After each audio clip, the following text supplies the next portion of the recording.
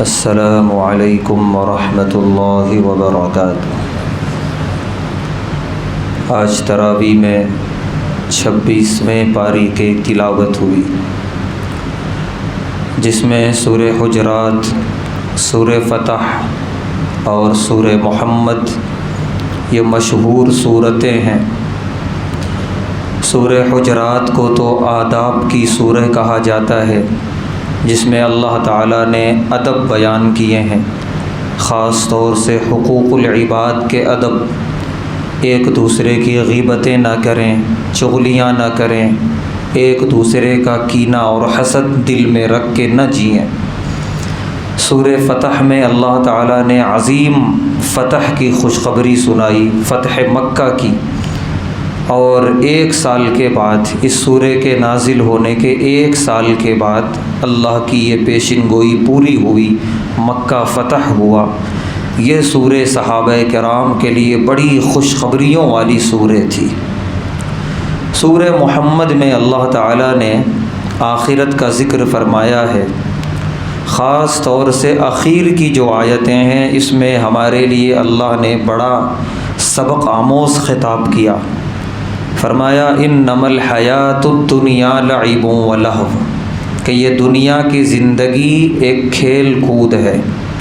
وَإِن تُؤْمِنُوا وَتَتَّقُوا يُؤْتِكُمْ أُجُورَكُمْ، اس کھیل کود والی زندگی کو اگر تم نے ایمان اور تقوی کے ساتھ گزار لیا، اللہ کے اجر و ثواب کے مستحق بن جاؤ گے۔ یعنی اب یہ زندگی کھیل کود نہیں بلکہ تمہارے لیے بڑی نفع بخش ہو جائے گی۔ وَلَا يَسْأَلْكُمْ أَمْوَالَكُمْ، اور اس اجر و ثواب کے بدلے میں اللہ تم سے مال کا سوال نہیں کرتے، کیونکہ دنیا میں سب سے محبوب چیز آدمی کی اس کا مال اور اس کی دولت ہوتی ہے۔ اللہ فرما رہے ہیں میں نہیں مانگتا تمہارا مال، بس ایمان اور تقوی لے کر آؤ، میں وہ دوں گا جو تم سوچ نہیں سکتے۔ آگے فرما رہے ہیں وَإِن يَسْأَلْكُمُوهَا، اگر اللہ نے مانگ لیا بالفرض مان لو، فَيُحْفِكُمْ تَبْخَلُوا، بخیل بن جاؤ گے، نہیں دے پاؤ گے۔ یہ ذرا سا سال میں 1 مرتبہ زکوٰۃ کا مطالبہ ہے، اس کے لیے جو ہے اتنے قرآن کی آیتیں، اتنی حدیثیں ہیں پیارے نبی صلی اللہ علیہ وسلم کی، اور نہ دینے پر اتنی وعیدیں، اتنی سزاؤں کی آیتیں، تب جا کے امت زکوٰۃ نکال رہی ہے۔ اللہ معاف کرے، اس میں بھی ایک طبقہ ہے نہیں نکال رہا ہے۔ تو اگر اللہ ہر ثواب پر مال کا سوال کرنے لگتا، کون دیتا؟ اللہ فرما رہے تم نہیں دے پاتے، اسی لیے اللہ کا احسان ہے، اللہ نے یہ سوال ہی نہیں کیا۔ اس کے بعد اللہ نے جو خطاب کیا ہے واللہ الغنی وانتم الفقراء، اے بندو اللہ تنہا غنی ہے، بے نیاز ہے، تم سب کے سب فقیر ہو، سب محتاج، چاہے وہ کتنے بڑے بھی متقی پرہیزگار ہوں یا معمولی ایمان والا مسلمان ہو، سب اللہ کے محتاج ہیں۔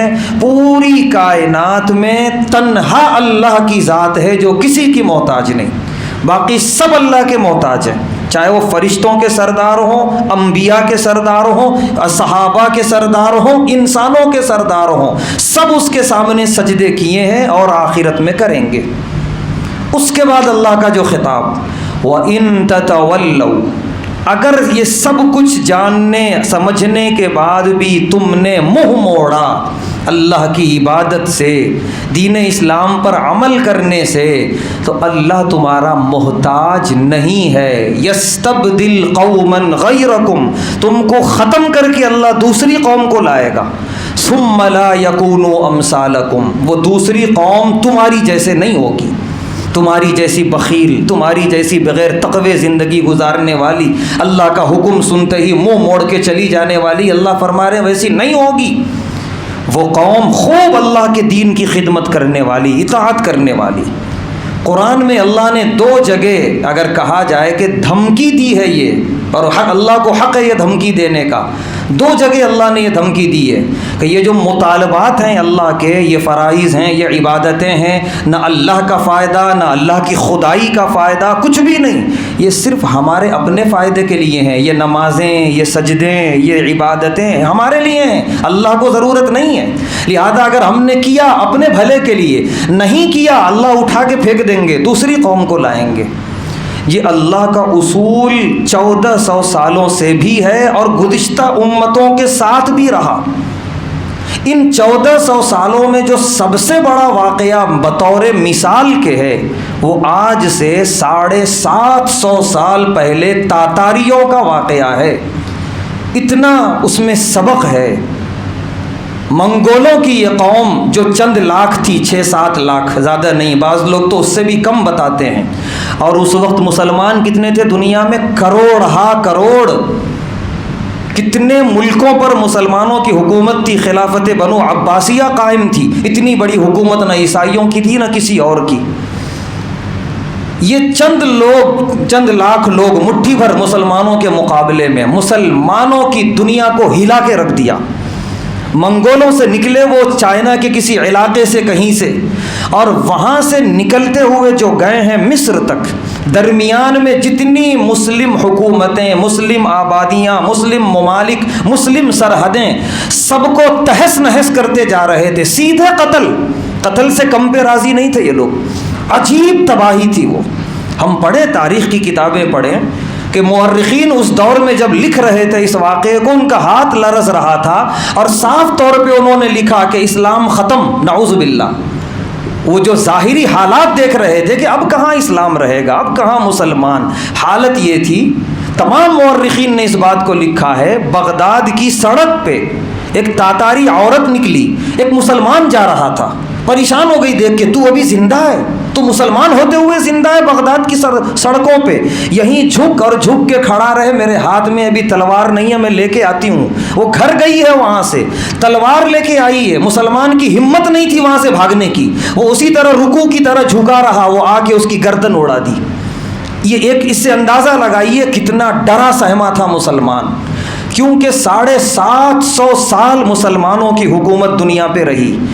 ابتدائی 500-600 سال تو الحمدللہ خوب حق ادا کیا، اس کے بعد عیش پرستی آ گئی تھی مسلمانوں کے اندر، تتولو والا مزاج آ گیا تھا، منہ موڑنے والا، اللہ کی عبادتوں کا مذاق، مسلکوں کا ایسا اختلاف، اللہ بچائے، اللہ حفاظت کرے، ذرا سی بات پہ کفر اور نفاق کے فتوے چل رہے تھے۔ اللہ تعالیٰ نے اس قوم کو مسلط کیا، اور مسلمانوں کا جو مضبوط گڑھ تھا پوری دنیا میں بغداد، جو بغداد کو تباہ کیا ہے تاتاریوں نے، پھر آج تک بغداد ویسا نہیں بن سکا۔ مورخین خود لکھتے ہیں ایسا شہر پوری دنیا میں نہیں تھا جو خلافت بنو عباسیہ میں ہارون رشید نے جو سجایا تھا بغداد کو الگ الگ محلات سے۔ آپ کو معلوم ہوگا یہ آج کا زمانہ ہے اے سی وغیرہ کا، ایسے محل ہارون رشید نے بنائے تھے، انتہائی گرمی میں محل والے اندر جو ہے سویٹر اور کیا کہتے ہیں موٹی چادروں میں لپٹ کے بیٹھتے تھے، اتنی سردی رہتی تھی۔ وہ کیا ٹیکنالوجی تھی؟ یہ کرنٹ نہیں ہے، بجلی نہیں، وہ دوسری ٹیکنالوجی تھی، اور ایسا محل بنایا تھا ہارون رشید نے، انتہائی سردیوں میں ایک دم گرم رہتا تھا اندر۔ یہ ایک دجلہ کے اس پار ایک دجلہ کے اس پار، تاتاریوں نے تہس نہس کر دیا پورے محل کو۔ یہ خالی 2 محل نہیں، پورا بغداد، اور مشہور تھا جس گھر سے خون نکلتا ہوا نظر آئے گا، جیسے پانی نکلتا ہے گھر کے باہر اس طرح خون نکل رہا ہو، سمجھ جانا وہ مسلمان کا گھر ہے، تاتاریوں نے مارا ہے۔ جو ہماری لائبریری تھی بغداد میں، جس میں ہزاروں نہیں لاکھوں کتابیں تھیں ہماری تحقیقات کی، اس میں تو کتنی کتابیں چوری کی اس وقت موقع پا کر یورپ والوں نے، ایک عجیب تباہی تھی۔ اور تاتاریوں نے آگ لگائی لائبریری کو، 1 مہینے تک دھواں نکلتا رہا لائبریری سے، اور جب اس کی راکھ دریائے دجلہ میں بہائی تو پورا پانی کالا ہو گیا تھا، ایک عجیب تباہی مچائی، پورا بغداد تباہ برباد کھنڈرات میں تبدیل ہو گیا، اور یہ لوگ تباہ و برباد کرتے ہوئے آگے جا رہے تھے۔ ہر ملک کا مورخ لکھ رہا تھا بس اسلام کی مدت یہیں تک تھی، لیکن مصر پہنچنے کے بعد اللہ کو کچھ اور منظور ہوا۔ وہاں ایک علامہ ابن تیمیہ رحمۃ اللہ علیہ نامی عالم مجاہد عالم بھی تھے، مجاہد بھی تھے، انہوں نے تمام آبادیوں کو خالی کر دیا مصر کی اور کہا گھروں سے نکلو اور باہر خیموں میں چلو، یا تو مرنا ہے یا تو فتح حاصل کرنا ہے۔ کچھ لوگوں نے یہ ذمہ داری سنبھالی اور کچھ درویش صفت اللہ کے نیک بندوں نے یہ سوچا کسی طرح بغداد یہ تاتاریوں کے بادشاہ تک پہنچا جائے اور اسلام کی دعوت دی جائے، اس کے بعد مریں یا جئیں ہمارا فریضہ تو ادا ہوگا۔ یہ دو محاذ کو سنبھالا علماء نے اور اس وقت کے فکر مند لوگوں نے۔ اللہ تعالیٰ نے وہاں سے تبدیلی شروع کی، تاتاریوں کی قسمت بدلنی شروع ہوئی، ان کے دلوں میں نرمی پیدا ہونی شروع ہوئی، وہ لوگ اسلام کی طرف راغب ہونے لگے، یہاں تک کہ اسلام کو قبول کیا اور ایسے بہترین مسلمان بنے ہیں کہ وہ نکلے تھے نعوذ باللہ کعبے کو شہید کرنے، یعنی پورے اسلامی شعائر کو مٹانے کے لیے۔ کعبہ پہنچتے پہنچتے کعبے کے پاسباں مل گئے، پاسباں بن گئے، کعبے کے نگہباں بن گئے، کعبے کی حفاظت کرنے والے بن گئے، کہ جس کو علامہ اقبال نے کہا کہ آیا ہے یہ شورش تاتار کے افسانوں سے، پاسباں مل گئے کعبے کو صنم خانوں سے، بت خانوں سے نکل کے آئے اور کعبے کے یہ پاسباں بن گئے۔ کتنے بڑے بڑے مفسر، محدث اور فقیہ پیدا ہوئے ہیں اسی خاندان میں، تاتاریوں کے خاندان میں۔ پھر یہاں سے اللہ تعالیٰ نے جو ہے کروٹ بدلی، وہ جتنے بادشاہ، وہ جتنے وزراء، وہ جتنے مسلمان عیاشیوں میں پڑ گئے تھے، انہی کے ذریعے اللہ نے مارا اور پھر انہی کو اللہ نے ایمان کی توفیق دی اور ان کے ذریعے اسلام کی خدمت کرائی۔ ان تتولوا یستبدل قوما غیرکم ثم لا یکونوا امثالکم، اللہ فرما رہے ہیں ایسی قوم کو لاؤں گا تم کو ختم کرنے کے بعد کہ وہ قوم تم جیسی نہیں ہوگی۔ آج دونوں طبقے دنیا میں موجود ہیں، ایک طرف ایک طبقہ وہ ہے جو یورپ سے متاثر ہو کر مسلمانوں ہی میں اسلام پر صحیح سے عمل نہیں کرتا، اسلام ہی کے احکامات پہ سوالات کرتا ہے، نعوذ باللہ کیڑے نکالنے کی کوشش کرتا ہے۔ ایسوں کو میڈیا والے بہت ہائی لائٹ کرتے ہیں، بہت جو ہے اس کو مشہور کرتے ہیں تاکہ اسلام کو بدنام کیا جا سکے۔